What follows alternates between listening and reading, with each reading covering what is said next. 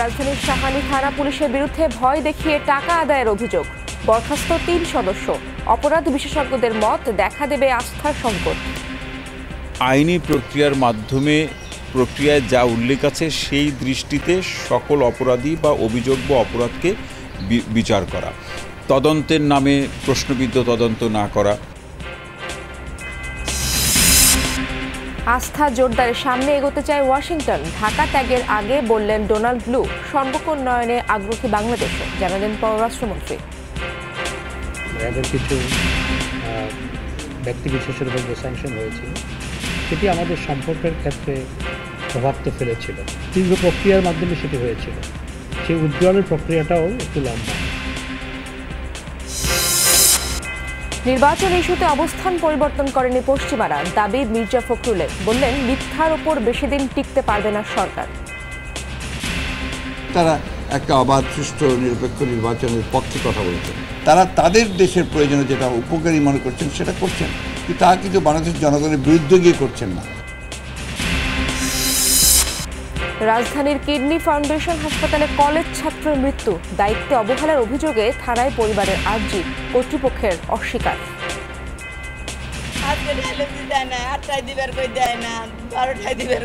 রোগী নিজে oxygen mask উঠায় সিস্টারদের বলতেছে আমাকে ডায়ালিসিস করান, আর না হলে আমার অবস্থা খারাপ হবে। তার রক্ত হিমোগ্লোবিন মাত্র 5।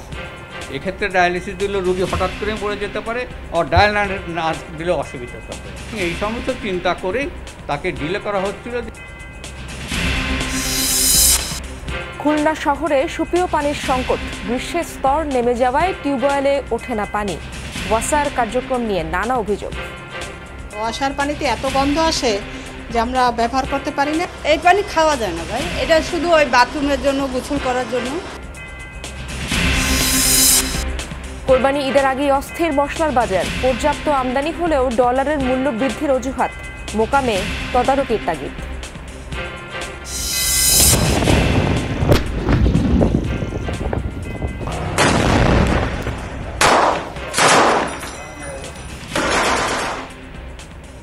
ইসরায়েলি আগ্রাসনে 10 দিনে গাজা ছেড়েছে 6 লাখ ফিলিস্তিনি, ছুটছে নিরাপদ গন্তব্যের খোঁজে।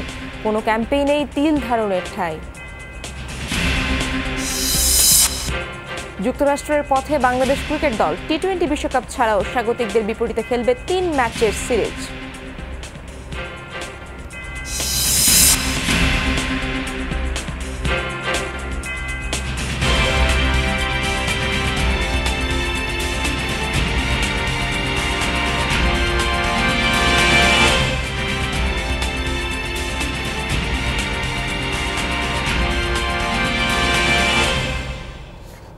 আমন্ত্রণ যমুনা নিউজে, আপনাদের সঙ্গে আছি আমি ইশরাত জাহান। এতক্ষণ শিরোনাম দেখছিলেন, এবার বিস্তারিত। রাজধানীর শাহালী থানা পুলিশের বিরুদ্ধে মাদক মামলার ভয় দেখিয়ে টাকা আদায়ের অভিযোগ উঠেছে। অভিযুক্ত 3 পুলিশ সদস্যের বিরুদ্ধে গ্রহণ করা হয়েছে শাস্তিমূলক ব্যবস্থা। তারপরও ভুক্তভোগীরা জানালেন কমছে না চাপ প্রয়োগ। অপরাধ বিশেষজ্ঞরা বলছেন এমন ঘটনায় সাধারণ মানুষের সাথে পুলিশের আস্থার সংকট দেখা দেবে। পুলিশ সদস্যরা অপরাধ করলে অবশ্যই শাস্তি পেতে হবে, এমনটাই জানালেন ডিসি মিডিয়া। বিস্তারিত রাব্বি সিদ্দিকীর রিপোর্টে। মিরপুরের গুদারাঘাট এলাকার বাসিন্দা সোহাগ হোসেন গত বছরের 16 অক্টোবর অভিযোগ করেন ডিএমপির সদর দপ্তরে। সেখানে শাহালী থানার 3 পুলিশের বিরুদ্ধে টাকা নেয়ার অভিযোগ করা হয়।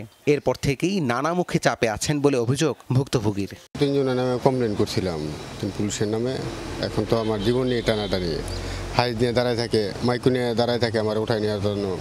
পরিচয় প্রকাশে অনিচ্ছুক কয়েকজন ভুক্তভোগীও শাহালী থানা পুলিশের বিরুদ্ধে হয়রানির অভিযোগ করেছেন। টাকা না দিলে মাদক মামলায় ফাঁসিয়ে দেওয়ার ভয়ভীতি দেখানোর অভিযোগ তাদের। 30,000 টাকা নিয়ে আসেন, 30,000 টাকা কই পাম? তারপরে আপনি আমার কানের জিনিস বন্ধ রাখা, তারপর 25,000 টাকা জোগাড় করছি। 25,000 টাকা আর 2 দিন নেওয়ার লেগে 5,000 টাকা বাকি রাখছি। হাজব্যান্ডটাকে অনেকবার ধরছে, এমন করতে করতে প্রায় আমার কাছ থেকে প্রায় 70,000 টাকার মতো নিচ্ছে। আমি হিসাবও দিতে পারবো এই টাকার, যে আমার কাছ থেকে কত টাকা নিচ্ছে। শাহালী থানা দারোগা এমাদুল। ঘটনার পরপরই অভিযুক্ত শাহালী থানার এসআই মোহাম্মদ এমাদুল, 2 এএসআই কামরুজ্জামান ও বদরুজ্জামানকে ক্লোজ করা হয়েছে। রুজু হয়েছে বিভাগীয় মামলা। এমন ঘটনায় সাধারণ মানুষের সাথে পুলিশের আস্থার সম্পর্ক তৈরি হবে না বলে শঙ্কা অপরাধ বিশেষজ্ঞদের। আইনি প্রক্রিয়ার মাধ্যমে প্রক্রিয়ায় যা উল্লেখ আছে সেই দৃষ্টিতে সকল অপরাধী বা অভিযোগ্য অপরাধকে বিচার করা, তদন্তের নামে প্রশ্নবিদ্ধ তদন্ত না করা, কিংবা সেখানে ব্যক্তি বা অপরাধী বা অভিযুক্তকে পার পাইয়ে দেওয়ার মতো অবস্থা তৈরি না করা। আমরা বিভিন্ন সময় লেনদেনের অবস্থাগুলোর অভিযোগ পাই। এই ধরনের অবস্থা বা এই ধরনের ব্যবস্থার বিরুদ্ধে পুলিশ প্রশাসনের আরও সোচ্চার ভূমিকা পালন করা। সম্প্রতি মোটা অঙ্কের ঘুষ নিয়ে আসামি ছেড়ে দেওয়ার অভিযোগের সত্যতা পেয়েছে পুলিশের তদন্ত কমিটি। শাস্তির মুখে বাড্ডা থানার তৎকালীন ওসি আব্দুল কাইয়ুম। অপরাধ করলে কেউই ছাড় পাবে না বলে জানালেন ডিএমপির এই মুখপাত্র। যারাই এই ধরনের অপকর্ম করবে, যারা আইন বিরোধী কাজ করবে, ডিপার্টমেন্টের নর্মসের বাইরে কাজ করবে, ব্যক্তিগত স্বার্থ তারা হাসিল করার জন্য বেআইনি কাজ করবে, তাদেরকে আমরা কখনো ছাড় দিই না এবং তাদের বিরুদ্ধে যে ধরনের ব্যবস্থা গ্রহণ করা দরকার সেই ব্যবস্থা আমরা সবসময় গ্রহণ করে থাকি। ব্যক্তি অপরাধের দায় নেবে না বাহিনী, জানান এই উপপুলিশ কমিশনার। এটা একটা চলমান। রাব্বি সিদ্দিকী, যমুনা নিউজ, ঢাকা। আর পেছনে তাকাতে চায় না ওয়াশিংটন, কাজ করতে চায় বাংলাদেশ ও যুক্তরাষ্ট্রের মানুষের মধ্যে আস্থার সম্পর্ক তৈরিতে। পররাষ্ট্রমন্ত্রীর সাথে বৈঠক শেষে যৌথ ব্রিফিংয়ে এই মন্তব্য করেছেন মার্কিন সহকারী পররাষ্ট্রমন্ত্রী ডোনাল্ড লু। জানান, র্যাবের নিষেধাজ্ঞা, শ্রমনীতি সংস্কার, মানবাধিকার ও জলবায়ুর মতো গুরুত্বপূর্ণ বিষয়গুলোর ইতিবাচক সমাধান চায় যুক্তরাষ্ট্র, বাড়াবে সহযোগিতাও। এ সময় পররাষ্ট্রমন্ত্রী ডক্টর হাসান মাহমুদ বলেন, সম্পর্ক এগিয়ে নিতে আগ্রহী বাংলাদেশও। পররাষ্ট্র মন্ত্রণালয়ে সফররত মার্কিন প্রতিনিধি দলের গাড়িবহর যখন পৌঁছায় তখন বেলা ৩:০৫। হাসি মুখে হাত নেড়ে মন্ত্রণালয়ে প্রবেশ করেন ডোনাল্ড লু। পররাষ্ট্রমন্ত্রী ডক্টর হাসান মাহমুদের সাথে সৌজন্য সাক্ষাতে আলোচনা হয় দুই দেশের সম্পর্ক গভীর ও বিস্তৃত করা নিয়ে। পরে গণমাধ্যমে কথা বলেন মার্কিন সহকারী পররাষ্ট্রমন্ত্রী ডোনাল্ড লু। বলেন, দুই দেশের মানুষের মধ্যে আস্থা তৈরিতে কাজ করছে ওয়াশিংটন। জানান, বাংলাদেশের সবশেষ সংসদ নির্বাচন সহিংসতা মুক্ত হওয়া নিয়ে উদ্বেগ ছিল ওয়াশিংটনের, তবে এখন সময় সামনে তাকানোর। The United States worked very hard to promote গত বছর বাংলাদেশে নির্বাচন করতে যথেষ্ট কাজ করেছি আমরা, এটা অনেকটাই চিন্তার ছিল। তবে এবার আর পেছনে ফিরে তাকাতে চাই না। ভবিষ্যতে দুই দেশের মানুষের মধ্যে আস্থার সম্পর্ক তৈরিতেই কাজ করব আমরা। লু বলেন, র্যাবের স্যাংশন, শ্রমনীতির সংস্কার, মানবাধিকার ও জলবায়ুর মতো জরুরি ইস্যুগুলি নিয়ে কাজ করার সময় এখন। একসাথে দুর্নীতি প্রতিরোধ ও সুশাসন নিশ্চিতেও জোরদার করা হবে প্রচেষ্টা। We want to build up the cooperation we have on positive issues. We're talking about new investment. আমাদের সম্পর্কের মধ্যে র্যাবের নিষেধাজ্ঞা, শ্রমনীতি সংস্কার, মানবাধিকার ও জলবায়ুর মতো গুরুত্বপূর্ণ বিষয়গুলো রয়েছে। কঠিন বিষয়ে কাজ করতে হলে আমাদের ইতিবাচক সহযোগিতার ক্ষেত্র তৈরি করতে হবে। নতুন বিনিয়োগ নিয়েও কথা হয়েছে এবং দুর্নীতি প্রতিরোধে আমরা একসাথে কাজ করতে চাই যাতে সুশাসন নিশ্চিত হয়। পরে গণমাধ্যমে কথা বলেন পররাষ্ট্রমন্ত্রী। জানান, বাংলাদেশের সাথে সম্পর্ক উন্নয়নের লক্ষ্যেই এসেছে মার্কিন প্রতিনিধি দল। বাংলাদেশের জিএসপি সুবিধা ফিরিয়ে দিতে চায় যুক্তরাষ্ট্র, তবে এজন্য শ্রমনীতির সংস্কার করতে হবে। র্যাবের কিছু ব্যক্তি বিশেষের উপর যে স্যাংশন হয়েছিল সেটি আমাদের সম্পর্কের ক্ষেত্রে প্রভাব তো ফেলেছিল, তো এটি উদ্র হলে কিন্তু সেটি নিয়ে আমাদের ফরেন অফিসের সাথে আলোচনা হয়েছে যে সেটি দীর্ঘ প্রক্রিয়ার মাধ্যমে সেটি হয়েছিল। সেই উইথড্রয়ালের প্রক্রিয়াটাও একটু লম্বা, যে স্যাংশন দেওয়ার প্রক্রিয়াটাও অনেক লম্বা ছিল, উইথড্রয়ালের প্রক্রিয়াটাও একটু লম্বা। ভিসা নীতি ও মানবাধিকার লঙ্ঘন নিয়ে কোনো ধরনের আলোচনা হয়নি সাক্ষাতে। হাসান মাহমুদ জানান, রোহিঙ্গাদের সহযোগিতা বাড়ানো ও গাজায় যুদ্ধ বন্ধের অনুরোধ জানিয়েছে বাংলাদেশ।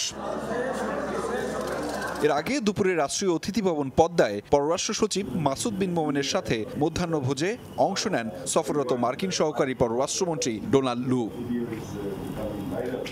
আহমেদ রেজা, যমুনা নিউজ, ঢাকা। 3 দিনের সফর শেষে ঢাকা ছাড়লেন যুক্তরাষ্ট্রের দক্ষিণ ও মধ্য এশিয়া বিষয়ক সহকারী পররাষ্ট্রমন্ত্রী ডোনাল্ড লু। টানা 2 দিন ব্যস্ত সময় অতিবাহিত করেন তিনি। বৃহস্পতিবার ভোর 4:45টায় শাহজালাল বিমানবন্দর ছাড়ে তাকে বিমান বহন তাকে বহনকারী বিমান। এই সফরে তিনি সরকারি ও বেসরকারি বিভিন্ন পর্যায়ের কয়েকটি বৈঠক এবং মতবিনিময় সভায় অংশ নেন। মঙ্গলবার ঢাকা পৌঁছে তিনি নাগরিক সমাজ, সাংবাদিক ও পরিবেশ কর্মীদের সাথে বৈঠক করেন। রাতে প্রধানমন্ত্রীর বেসরকারি শিল্প ও বিনিয়োগ উপদেষ্টা সালমান এফ রহমানের বাসভবনে বৈঠক করেন। সেখানেই ছিল নৈশভোজের আয়োজন।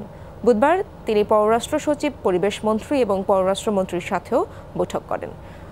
যৌথ ব্রিফিংয়ে ডোনাল্ড লু বলেন, বাংলাদেশের সাথে সম্পর্ক উন্নয়ন চায় যুক্তরাষ্ট্র।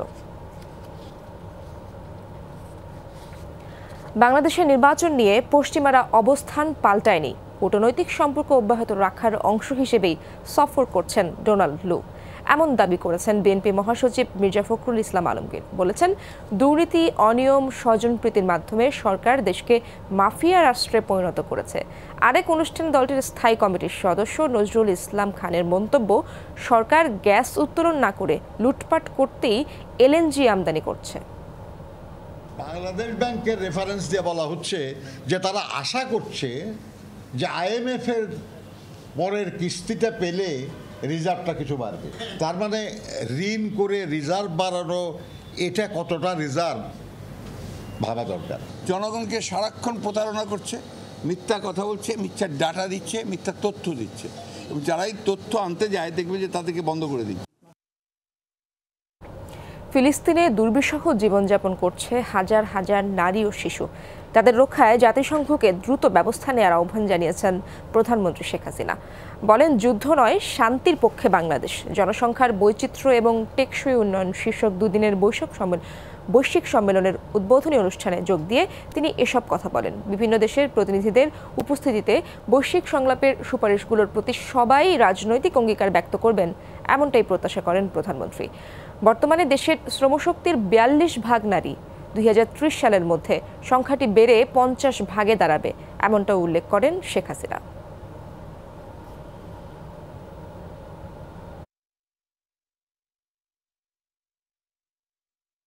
বিপুল সংখ্যক নারী ও শিশু ফিলিস্তিনে আজ প্রয়োজনীয় চিকিৎসা ও স্বাস্থ্য সেবা থেকে বঞ্চিত।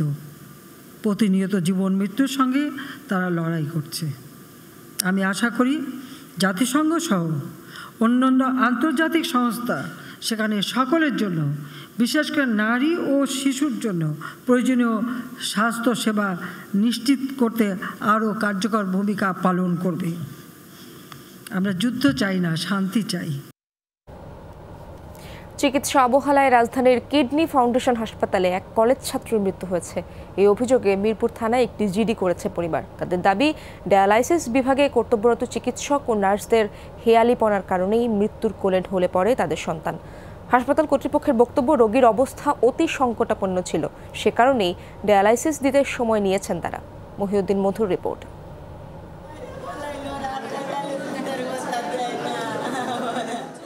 আদরের সন্তানকে হারিয়ে দিশেহারা মা, কোনো সান্ত্বনায় থামানো যাচ্ছে না এই আর্তনাদ।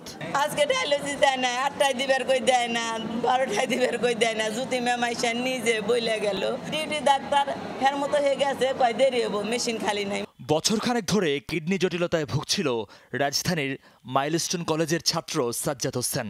নিয়মিত ডায়ালাইসিস করতে হতো তাকে। সম্প্রতি সাজ্জাদের শারীরিক অবস্থার অবনতি হওয়ায় রোববার ভর্তি করানো হয় মিরপুরের কিডনি ফাউন্ডেশন হাসপাতালে। স্বজনদের দাবি, মঙ্গলবার সকাল 8টায় ডায়ালাইসিস দেওয়ার পরামর্শ দেন ডাক্তার হারুনুর রশিদ, কিন্তু কর্তব্যরত চিকিৎসক ও দায়িত্বে থাকা নার্সরা সময় মতো ডায়ালাইসিস দিতে গড়িমসি করে। এক পর্যায়ে অবস্থার অবনতি হলে আইসিইউতে নেওয়া হয় সাজ্জাদকে।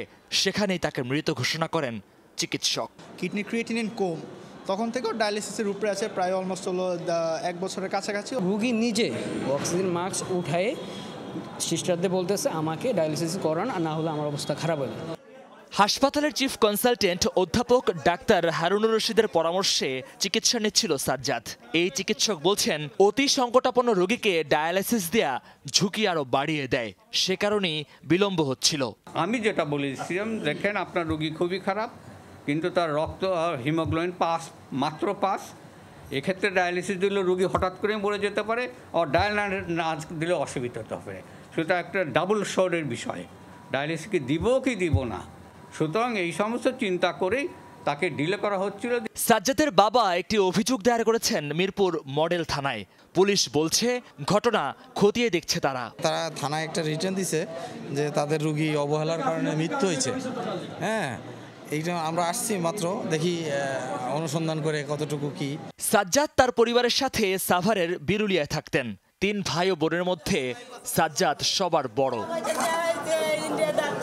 মহিউদ্দিন মধু, যমুনা নিউজ, ঢাকা। কোরবানি ঈদে বাড়ে মশলার চাহিদা, এটাকে সুযোগ হিসেবে কাজে লাগায় অসাধু ব্যবসায়ী চক্র। এবারও বেশ আগেই বাড়িয়ে দেওয়া হয়েছে দাম, তবে ব্যবসায়ীদের দাবি ডলারের মূল্য বৃদ্ধির সঙ্গে পাল্লা দিয়ে বেড়েছে আমদানিকৃত সব মশলার দাম। ক্রেতারা বলছেন মোকামে কোনো তদারকি নেই, যার সুযোগ নিচ্ছে দোকানিরা। কোরবানির ঈদের বাকি আরও 1 মাস। এর মধ্যে মশলার বাজার ঊর্ধ্বমুখী। এলাচ, জিরা ও লবঙ্গের দাম বেড়েছে কেজিতে 80 থেকে 100 টাকা। হলুদের দরও বেশ ঊর্ধ্বমুখী। ক্রেতাদের দাবি ঈদের আগে দাম বাড়ানো হয়, তবে এবার দাম বেড়েছে রোজার ঈদের পর থেকেই। সবকিছুই বেশি ধরেন, এটা আসলে মধ্যবিত্তদের জন্য খুবই সমস্যা। যাদের হিসাব করে করতে হয়, যাদের মাস চলতো মানে তাদের জন্য এখন কোনো রকমে বেঁচে থাকা। হঠাৎ করে কেন এত বেড়ে যাবে? হ্যাঁ, কিছুদিন যেখানে 1 সপ্তাহ আগে ছিল 580 টাকা, সেখানে কেন 720 টাকা হয়ে যাবে? 1 সপ্তাহ মধ্যে কি হয়ে গেল এরকম? ব্যবসায়ীরা বলছেন বিশ্ববাজারে দর ঊর্ধ্বমুখী, এর সাথে বেড়েছে ডলারের বিনিময় মূল্য। আমদানি পর্যায়ে দাম বাড়ার প্রভাব পড়ছে খুচরা পর্যায়ে। শুল্ক কমিয়ে আনার দাবি জানিয়েছেন ব্যবসায়ীরা। 2500 বস্তা স্টক করতে পারবো, যারা 1000 বস্তা 500টা বস্তা স্টক করতে পারে তাদের জন্য এগুলো সবকিছু। ওরা যদি বলে যে আজকে বাজার বেশি, ওদের কারণে বাজার বাড়তে থাকে। এলাচে বাড়ছে 700-800 টাকা, জিরা বাড়ছে, গোলমরিচে বাড়ছে, মানে সব কিছুই বাড়ছে, কোনোটাই কমে নেই। মূল্য হচ্ছে ইম্পোর্টারদের হাতে। যেটা বলছে তাদের কোটি কোটি টাকা আছে, তারা দেখে 2-4 কন্টেনার কিনে এনে রেখে দিচ্ছে, তারা ওইভাবে লাভ করতে আসে। বাজারে মশলার ঘাটতি নেই, তবুও বাড়ানো হচ্ছে দাম। এ বিষয়ে খোঁজখবর নিতে শুরু করেছেন ভোক্তা অধিকার সংরক্ষণ অধিদপ্তর। আমরা কোরবানিকে সামনে রেখে সবসময় মশলার বাজার অস্থির হয়, আমরা সেটা নজর রাখছি। বিশেষ করে মশলা কিন্তু এই ডলারের দাম যেটা বৃদ্ধি পেয়েছে 60 টাকা, এটি কিন্তু মশলা কিন্তু আগেই আনা, তো সেগুলো নিয়ে আমরা কাজ করছি এবং আমরা দেখবেন যে আমরা মাঠে কাজ করব, আমরা প্রয়োজনীয় মশলা ব্যবসায়ীদের সাথে আমরা বসবো। বাজারে শৃঙ্খলা ফেরাতে আইনের কঠোর প্রয়োগের দাবি ক্রেতাদের। শাহজিন অন্তরা, যমুনা নিউজ, ঢাকা। দেশে আবারও তাপপ্রবাহে সতর্কবার্তা জারি করল আবহাওয়া অফিস। বুধবার বিকেলে আসে 48 ঘন্টার নতুন এই সতর্কবার্তা। বলা হয় রাজশাহী, রংপুর, ঢাকা, খুলনা ও বরিশাল বিভাগের ওপর দিয়ে মৃদু তাপপ্রবাহ বইবে। এই 5 বিভাগের ওপর দিয়ে 36 থেকে 38 ডিগ্রি সেলসিয়াস পর্যন্ত তাপপ্রবাহ বয়ে যেতে পারে। বৃহস্পতিবার ও শুক্রবার অব্যাহত থাকবে হিটওয়েভ। আবহাওয়া অফিস জানায় এ সময় জলীয় বাষ্পের আধিক্যের কারণে অস্বস্তিকর পরিস্থিতি অব্যাহত থাকতে পারে। এছাড়া তাপপ্রবাহ অব্যাহত থাকার পাশাপাশি বিস্তার লাভ করতে পারে বলেও জানায় আবহাওয়া অফিস।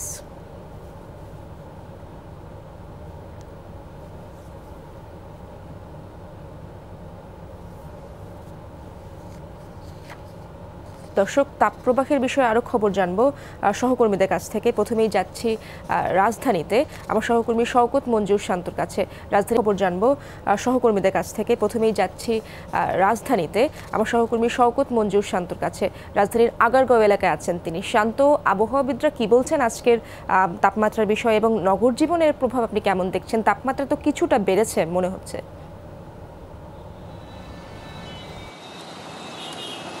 বলি আমরা এই মুহূর্তে সকাল 8টায় কিন্তু যেই তাপের অবস্থা আমরা দেখতে পাচ্ছি তাতে মনে হচ্ছে দুপুর গড়িয়ে গেছে এবং সকাল থেকেই সূর্যের যে তেজ টের পাওয়া যাচ্ছে তাতে কিন্তু সাধারণ মানুষ যারা ঢাকা শহরে বলতে হবে যে বেশিরভাগ সময় কিন্তু সড়কেই কাটবে এবং সেই অবস্থা আমরা দেখতে পাচ্ছি যে ট্রাফিক পুলিশ সহ অন্যান্য যারাই এখানে কাজ করছেন অথবা যারা যাতায়াত করছেন, হেঁটে যাতায়াত করছেন, তারা কিন্তু এখনই বলতে হবে যে গরমে নাজেহাল অবস্থা।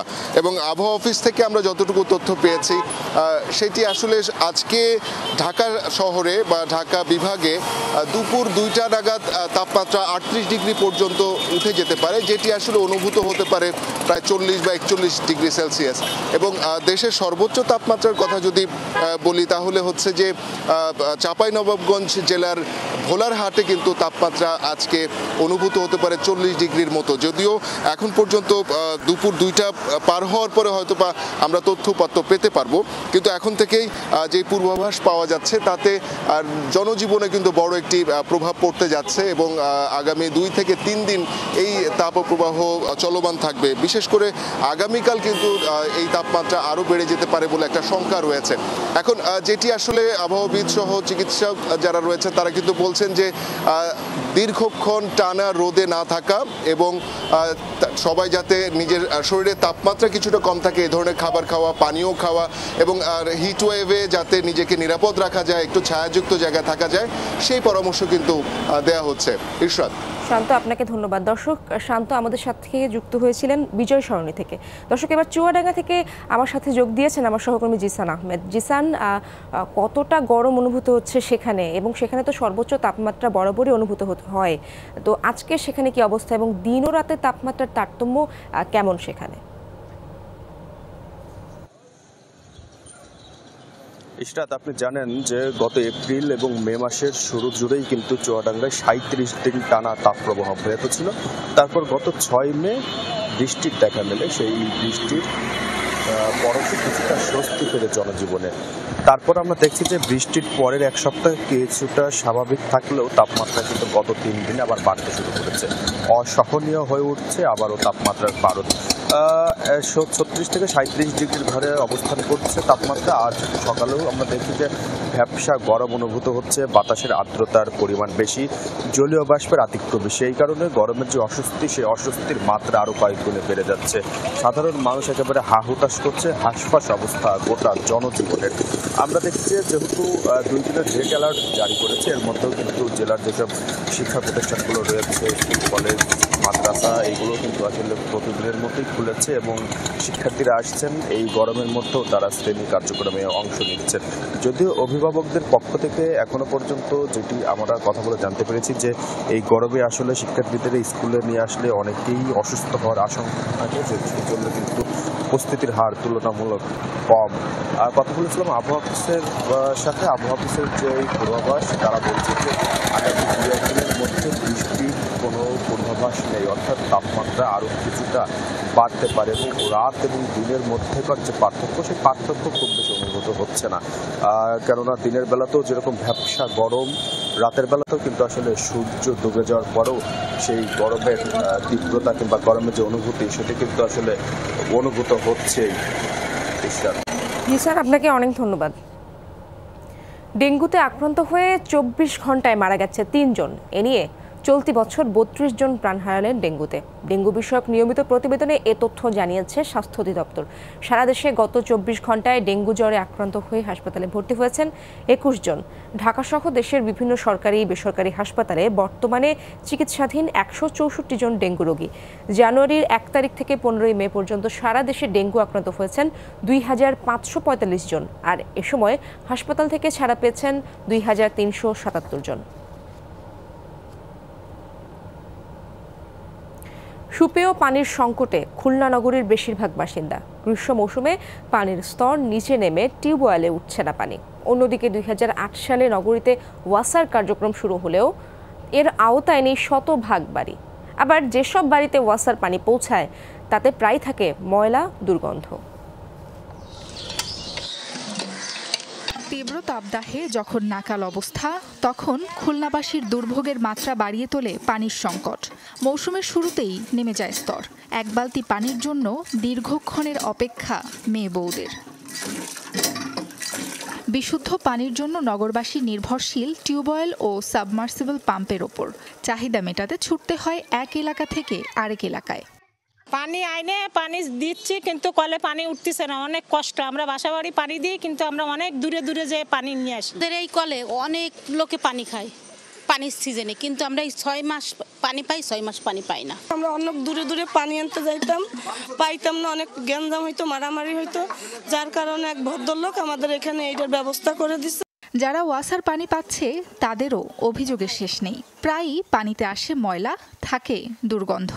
ওয়াসার পানিতে এত গন্ধ আসে যে আমরা ব্যবহার করতে পারি না, অন্য জায়গা থেকে পানি এনে ব্যবহার করতে হয়। আয়রন থাকে, এই নিয়ে আমাকে বিভিন্ন রোগও ধরে নেয়। অল্প কিছুক্ষণের জন্য আসে আবার চলে যায়। আমরা 2 বেলা করে ওয়াসার লাইনের পানিটা পাই। এই পানি খাওয়া যায় না ভাই, এটা শুধু ওই বাথরুমের জন্য, গোসল করার জন্য, সংসারের কাজের জন্য। খাওয়ার পানি এবং পাক করা পানি সব ওই দূর থেকে জানতে হয়। আশেপাশে যাদের বাড়ি আছে তাদের বাড়ির থেকে আমরা চিন্তা পানি আনি। পানি দিয়ে পারতাছি না, পানি পাম্পে পাওয়া যায় না, যেহেতু পাম্পে শর্ট, আর বোতল তো নাই, বোতলও শর্ট, পানির অবস্থা খারাপ। নগরবাসীর পানির সমস্যা দূর করতে ওয়াসার সদিচ্ছা চায় সচেতন মহল। 16 বছরে আমি মনে করি ওয়াসার ব্যর্থতার বিশ্লেষণ করার চাইতে ওয়াসা কতটা এই ব্যর্থতার পিছনে তাদের দুর্নীতিটা কতটা দায়ী, সঠিকভাবে কাজ না করা, জনগণের চাহিদা পূরণ না করা, এবং আমি তো আগেই বলেছি যে 25% মানুষ কিন্তু খাবার পানি পাচ্ছে না, তো এটা তাদের 75% তাদের এখানেই ব্যর্থতা। তবে গ্রাহকদের পর্যাপ্ত পানি সরবরাহের দাবি ওয়াসার। আরও গ্রাহককে ওয়াসার আওতায় নেয়ার কাজ চলছে বলেও জানায় কর্মকর্তারা। সংযোগ চাচ্ছে, সংযোগ দিচ্ছি, এবং তাদের পানি ব্যবহারের চাহিদা পুরোপুরি আমরা মেটা করতে পারছি কিনা সেটা এখনকার হিসাব। আর ভবিষ্যতের হিসাব হলো যেটা আমরা 22% এখন সংযোগ আমাদের আসে নাই, সেটা আসলে আমরা এই যে 78% যে চাহিদা আমরা মেটাচ্ছি, বাকি 22% আসলেও কিন্তু আমাদের যে সক্ষমতা 11 কোটি লিটারের এটা দেওয়া মেটানো সম্ভব। 15 লাখ বাসিন্দার জন্য প্রতিদিন পানির চাহিদা প্রায় 24 কোটি লিটার, যার মধ্যে 10 কোটি লিটার সরবরাহ করে ওয়াসা। সাবরিনা লিজা, যমুনা নিউজ। নতুন হোল্ডিং ট্যাক্স নিয়ে সমালোচনার মুখে সিলেট সিটি কর্পোরেশন। 1 লাফে গৃহকর বেড়েছে কয়েক গুণ, তাতে জনমনে দেখা দিয়েছে অসন্তোষ। আন্দোলনে সচেতন নগরবাসী। সিলেট নগরীর লালাদিঘি পাড়ের বাসিন্দা সেলিম আহমদ এই বাড়ির জন্য বছরে 1000 টাকা দিতেন হোল্ডিং ট্যাক্স, কিন্তু এবছর নতুন নিয়মে তাকে দিতে হবে 10,000 টাকা, অর্থাৎ কর বেড়েছে 10 গুণ। ইট আনি আনি 1 বস্তা 1.5 বস্তা সিমেন্ট আনি আনি কোনো রকমে কষ্ট করেও বাসাটা করছে। তখন তো বাসার যে ট্যাক্স আগে দিতাম 1100 টাকা, এখন বর্তমানে 10,800 টাকা গিয়া সিটির দিয়েছে। শুধু সেলিম নয়, সিলেট নগরীর 75,000 বাড়ি মালিকের অবস্থা একই রকম। হুট করে এই কর বৃদ্ধিকে তারা অযৌক্তিক বলছেন। এটা অযৌক্তিক, এটা কোনো সময় মানা যায় না, কারণ প্রত্যেকের আমার নয়, প্রত্যেকের দেখছি আমি অতিরিক্ত অযৌক্তিক। তো কিলা অযৌক্তিক, তার 9,000 অ্যাসেসমেন্টটা পাঠায়, এরা বকলাম কিচ্ছু দিলে না। এরা ধার্যকৃত নতুন করকে অস্বাভাবিক উল্লেখ করে আন্দোলনে নেমেছে নগরবাসী। তাদের সাথে একাত্মতা জানাচ্ছে বিভিন্ন সামাজিক ও পেশাজীবী সংগঠন।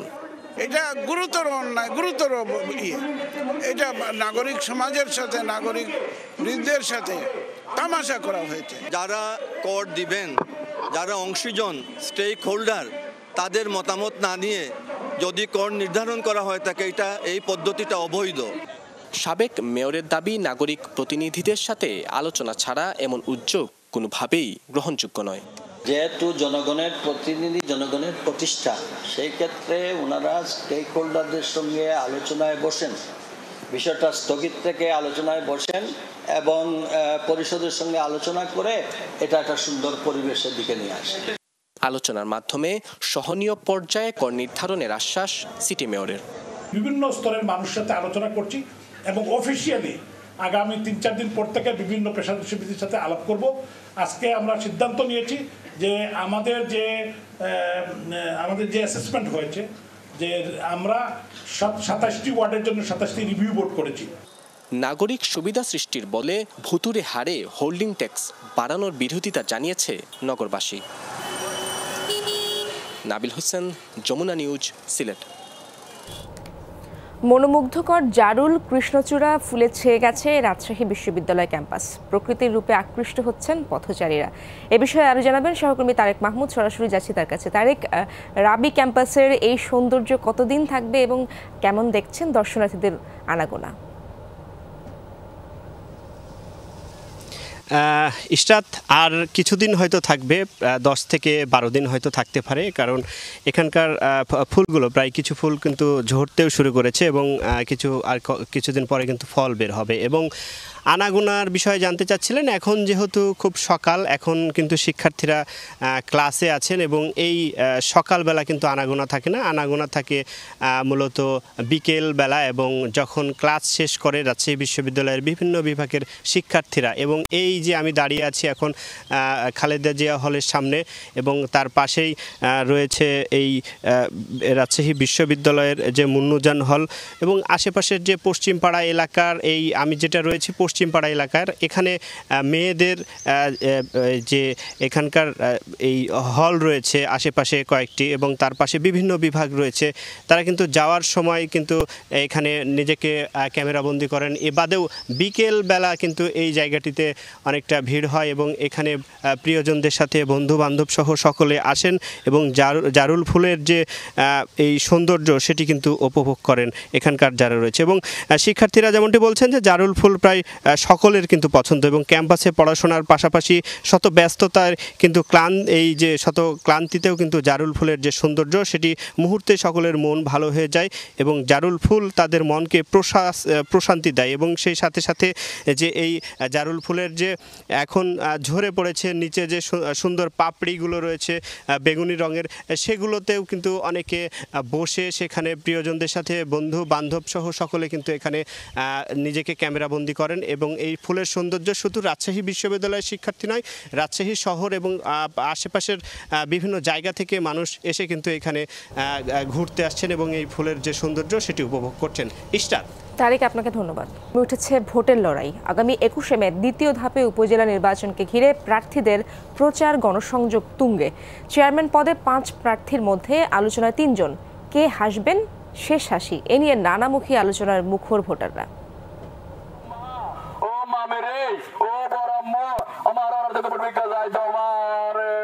প্রার্থীদের প্রচারণায় সরগরম পেকুয়ার প্রতিটি গ্রাম। ব্যানার পোস্টারে ছেয়ে গেছে চারপাশ, চলছে মিছিল মিটিং। ভোটারদের দাঁড়ে দাঁড়ে ছুটছেন প্রার্থীরা। পেকুয়া উপজেলা পরিষদ নির্বাচনে চেয়ারম্যান পদে প্রার্থী 5 জন হলেও মাঠ চষে বেড়াচ্ছেন 3 জন। মামলার কারণে বর্তমান চেয়ারম্যান জাহাঙ্গীর আলম নির্বাচন করতে না পারায় লড়ছেন তার স্ত্রী রুমানা আক্তার। কক্সবাজার জেলা আওয়ামী লীগ নেতা আশরাফুল ইসলাম সজীব শক্ত অবস্থানে। মানুষের মধ্যে একটা নতুনের প্রতি একটা আগ্রহ আছে। যেহেতু আমি এই প্রথম নির্বাচন করছি, জনগণ আমার কাছ থেকে যে আশ্বাসগুলি পাচ্ছে তারা বিশ্বাস করছে এবং তারা আমাকে একবার সুযোগ দিতে চায়। এই সুযোগ যদি আমি কাজে লাগাতে পারি, ইনশাল্লাহ এই পেকুয়ার একটা অভূতপূর্ব পরিবর্তন আমি ইনশাল্লাহ করতে পারবো। মানুষের ব্যাপক সাড়া দিচ্ছে, হাজার হাজার মানুষের ভালোবাসা সাড়া দিচ্ছে, এগুলো দেখে আমি মুগ্ধ। আওয়ামী লীগ ঘরানার 4 প্রার্থীর বিপরীতে ভোটে দাঁড়িয়েছেন বিএনপি থেকে সদ্য বহিষ্কৃত নেতা এবং দুবারের সাবেক উপজেলা চেয়ারম্যান সাফায়াত আজিজ রাজু, যিনি বছর কয়েক আগে পাঠাও মোটরসাইকেল রাইড শেয়ারিং করে আলোচনায় এসেছিলেন। দল আমাকে বহিষ্কার করেছে, যেহেতু দল নির্বাচনটাকে বয়কট করেছে। এটা স্বাভাবিক। আমি জনগণের চাপে পড়েই আমি ইলেকশনটা করছি। আমি মনে করছি এইবার জনগণের প্রত্যাশার প্রতিফলন হবে। হিসাব নিকাশ করছেন ভোটাররাও। আল্লাহ সুষ্ঠুভাবে রাখলে মানুষ চায় সুন্দর পরিবেশ। যদি সুন্দর পরিবেশ থাকে, তারা নিশ্চয়ই যারা তরুণ ভোটার তারা ভোট কেন্দ্রে গিয়ে ভোট প্রয়োগ করবে। পেকুয়া উপজেলায় এ নিয়ে চতুর্থবারের মতো ভোট হচ্ছে। এখানে মোট ভোটার 1,35,300 জন এবং ভোট কেন্দ্র 44টি। মামুন রশিদ তৌফি, যমুনা নিউজ। যমুনার বুকে এখন পুরোপুরি দৃশ্যমান বঙ্গবন্ধু রেল সেতু। বসেছে সবকটি পিয়ার স্প্যান। কাজের সার্বিক অগ্রগতি 84%। প্রকল্প পরিচালকের আশা ডিসেম্বরে শেষ হবে পুরো প্রকল্পের কাজ, এরপরই উদ্বোধন। সেতু ঘিরে উচ্ছ্বসিত উত্তরের মানুষ।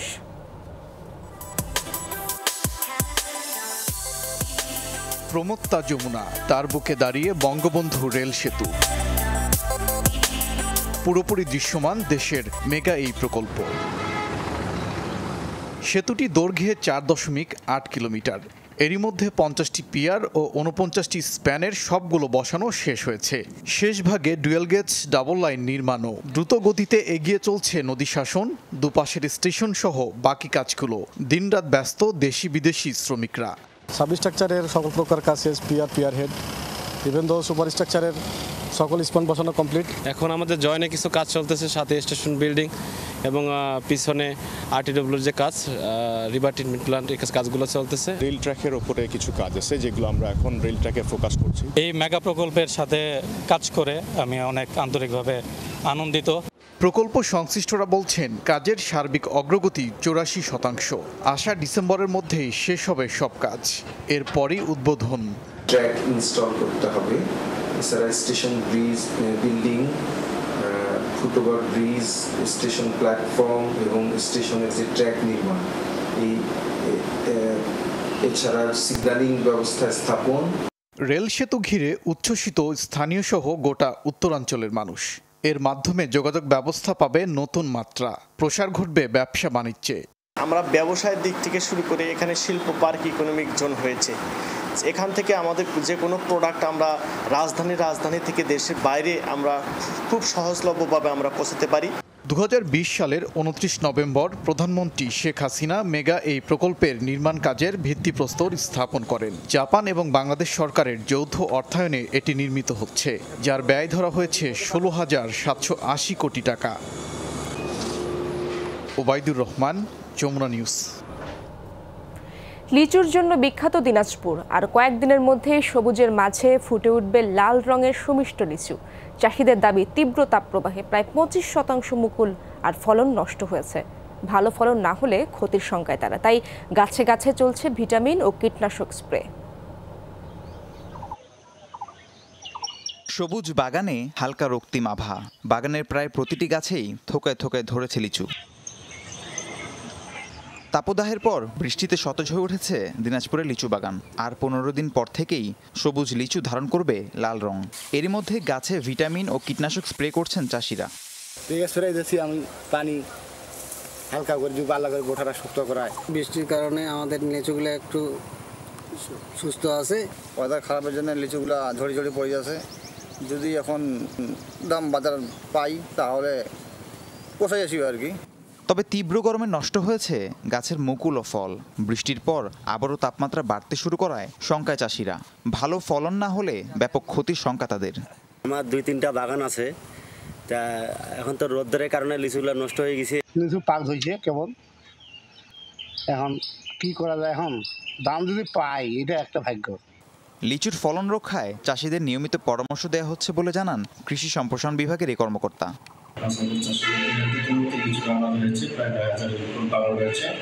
আমাদের জেলা এবং উপজেলা পর্যায়ের কর্মকর্তাগণ সার্বক্ষণিক মাটি থেকে কৃষকদের পরামর্শ দিয়ে যাচ্ছেন। জেলায় এবার প্রায় 5,500 হেক্টর জমিতে লিচুর বাগান করা হয়েছে। উৎপাদনের লক্ষ্যমাত্রা 32,117 টন। রাহিম সারোয়ার, যমুনা নিউজ। দর্শক, লিচুর ফলন নিয়ে আরো বিস্তারিত তথ্য জানাতে দিনাজপুর থেকে যুক্ত হচ্ছেন আমার সহকর্মী মাহফুজুল হক। মাহফুজ, আর কতদিনের মধ্যে বাজারে মিলবে দিনাজপুরের লিচু এবং এবারের ফলন আর দামের ব্যাপারে বিস্তারিত কি বলছেন চাষিরা বা স্থানীয়রা কি বলছেন?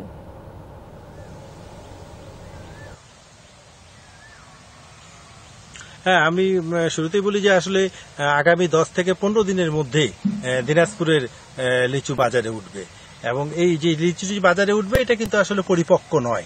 হ্যাঁ, এটা মৌসুমের প্রথমে যারা লিচু খেতে চায় এরকম এই ধরনের রসালো পিপাসুদের জন্য এই লিচুটা বাজারে উঠবে। আর আপনি যেটা বলেছেন ফলন এবং দামের ব্যাপারটা, আসলে ফলন গত যে তাপদাহের কারণে ফলন বেশ ক্ষতিগ্রস্ত হয়েছে লিচু। কৃষি বিভাগের মতেই 25% লিচু ক্ষতিগ্রস্ত হয়েছে। সেই তুলনায় তো লিচু ক্ষতি হয়েছে ব্যাপক। এবং আপনাকে একটু বলতে চাই যে এই যে লিচুর দানা, সবচেয়ে বড় ক্ষতি হয়েছে যে লিচুর দানা কিন্তু বড় হচ্ছে না। লিচুর দানা বড় না হওয়ার কারণে এই যে লিচুর যে স্বাদ এটা তো কিছুটা ঘাটতি থাকবে। আর কিছুদিনের মধ্যেই এই মাদ্রাজি লিচু বাজারে আসবে। এটা একটু নিম্ন জাতের বলা ছিল, একটা কম দামের লিচু। আর এখন যে লিচুটি দেখাচ্ছি এটা আসলে এই যে বোম্বাই লিচু, এটা অনেক পরে আসবে। এর মাঝে আসবে আপনার বেদেনা এবং চায়না 3।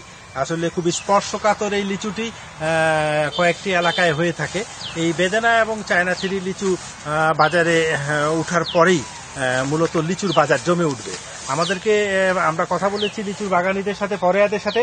তারা যেটি বলেছে গতবারের চেয়ে এবার লিচুর দাম বেশি হবে এবং সেই হিসাবেই তারা বাজারজাত করবে এবং লিচুর দাম গতবারের থেকে দ্বিগুণ হবে। আর যদি এই লিচুর দাম বেড়ে যায় তাহলে এই যে ক্ষতি হয়েছে এই ক্ষতিটা কিছু হলেও আপনার এই কৃষকেরা পুষিয়ে নিতে পারবে বলে যে ফরেয়া বা কৃষক যারা লিচুর আবাদ করে থাকে বা ব্যবসা করে থাকে তারা আমাদেরকে এমনটি জানিয়েছেন। মাহফুজ, আপনাকে ধন্যবাদ। রাজধানীর বিভিন্ন খাল নালা থেকে উদ্ধার করা বর্জ্য দিয়ে ব্যতিক্রমী এক প্রদর্শনী, যার আয়োজনে উত্তর সিটি কর্পোরেশন। সচেতনতা সৃষ্টির লক্ষ্যে সপ্তাহব্যাপী নগর ভবনের সামনে শুরু হওয়া প্রদর্শনী চলবে শুক্রবার পর্যন্ত। নগরবাসীর ব্যবহৃত গৃহস্থালির এমন বর্জ্যে একদিকে ব্যাহত হচ্ছে খালের পানি প্রবাহ, অন্যদিকে আবর্জনার মাধ্যমে জন্মাচ্ছে এডিস মশার লার্ভা, যা ডেঙ্গুর ভয়াবহতাকে কয়েক গুণ বাড়িয়ে দিচ্ছে। রাজধানীর গুলশান লেক থেকে এই বাথটাব উদ্ধার করেছিলেন ঢাকা উত্তর সিটি কর্পোরেশনের পরিচ্ছন্নতা কর্মীরা, যেখানে পাওয়া যায় এডিস মশার লার্ভা। একইভাবে বাড্ডার একটি খালে ফেলে রাখা হয়েছিল আস্ত এই সোফাটি। শুধু তাই নয়, পরিত্যক্ত জামা কাপড়, লেপ তোশক থেকে শুরু করে খাট, ফুলের টব, রিকশার যন্ত্রাংশ, টেবিল চেয়ার, বেসিন, ব্যাগ, প্লাস্টিকের পাত্র, টায়ার, এসবের সবই উদ্ধার করা হয় খাল কিংবা নালা থেকে। বিভিন্ন খাল নালায় মানুষের ফেলে দেয়া এসব বর্জ্য নিয়েই উত্তর সিটি কর্পোরেশন আয়োজন করেছে সপ্তাহব্যাপী ব্যতিক্রমী এই প্রদর্শনীর। উদ্দেশ্য মানুষের মধ্যে সচেতনতা সৃষ্টি করা। মানসিকতা চেঞ্জ করতে হবে, আমাদেরকে চেঞ্জ করতে হবে। একটা সোফা কিন্তু কোনোভাবে ফেলা যায় না, জাজিম ফেলা যায় না। আমাদের বোতলগুলো কিন্তু অহরহ কিন্তু আমাদের ড্রেন থেকে কিন্তু পাচ্ছি, এবং একটু বৃষ্টি হলেই আমাদের কিন্তু বিভিন্ন ধরনের কিন্তু ট্রল হচ্ছে যে রাস্তায় পানি জমে যাচ্ছে, কিন্তু পানিটা কি জন্য জমে যাচ্ছে এটা আমরা কেউ চিন্তা করি না। প্রদর্শনী পরিদর্শন করেন তথ্য ও সম্প্রচার প্রতিমন্ত্রী মোহাম্মদ আলী আরাফাত। নগরবাসীর এমন আচরণে হতবাক তিনি। সরকার তার কাজ করবে, কিন্তু নাগরিক তার দায়িত্বের জায়গা থেকে, নাগরিকের অধিকার যেমন তার সংরক্ষণের বিষয় আছে, তারপর দায়িত্ব পালনেরও বিষয় থাকে। তো নাগরিক তার দায়িত্বের জায়গা থেকে নিজ দায়িত্বটুকু পালন করলে তখনই সরকার আর নাগরিকের মধ্যে একটা পার্টনারশিপ তৈরি হয়, তখন সমস্যাগুলি অনেক সহজে দূর হয়। ব্যতিক্রমী এই প্রদর্শনী দেখতে আসেন শিক্ষার্থীরাও। আয়োজনে ছিলেন প্রধানমন্ত্রীর একান্ত সচিব বিপ্লব বড়ুয়াও। জলাবদ্ধতা নিয়ে কথা হয়, জলজট নিয়ে কথা হয়, ডেঙ্গু নিয়ে কথা হচ্ছে। আজকে এখানে এসে যে কোনো মানুষ মনে করবে যে সব দায় সরকারের নয়, সব অপরাধ সিটি কর্পোরেশনের নয়। তিনি নগরবাসীকে সুন্দর নগরী গড়ে তুলতে আরও সচেতন হওয়ার আহ্বান জানান। আরিফুর রহমান সবুজ, যমুনা নিউজ, ঢাকা।